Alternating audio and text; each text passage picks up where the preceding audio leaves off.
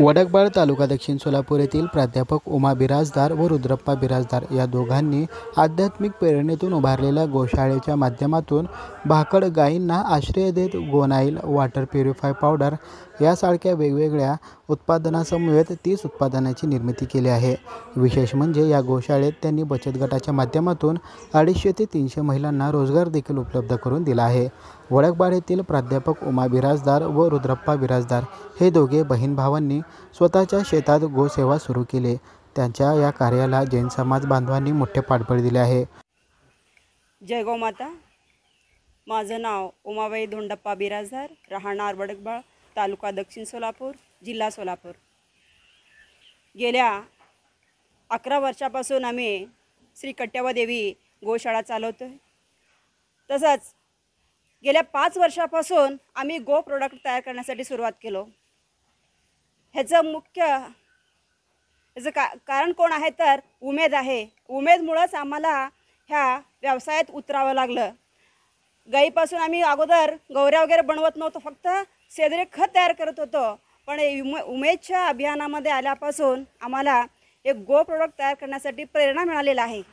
आम्ही गेल्या 4 वर्षापासून देशी खिलार गाईच्या शेणापासून आपण गौऱ्या तयार करत आहे। त्या गौऱ्याचं महत्त्व फार आहे। पूर्वीच्या काळी गौऱ्या ह्या चुलीसाठी वापरत होते।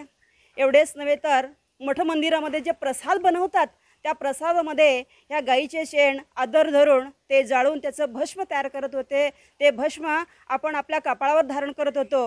आता कुठल्याही मंदिरात गेल्यावर ते भस्म देत होते आणि गाईचं जे गोमूत्र आहे त्याचं तीर्थ म्हणून देत होतं। बरेच रोग त्या गोमय भस्म आणि गोमूत्रामुळे बरं होत होतं। पण ह्या बदलत्या काळामध्ये सगळं हे विसरून गेलेलं आहे। आता ॲलोपॅथी आणि रासायनिक खतामुळं मनुष्याचे आरोग्य हे धोक्यात आलेलं आहे। भूमीचे आरोग्य धोक्यात आलेलं आहे, माणसाचं आरोग्य धोक्यात आलेलं आहे, पर्यावरणाचं रक्षण होत नाही आहे।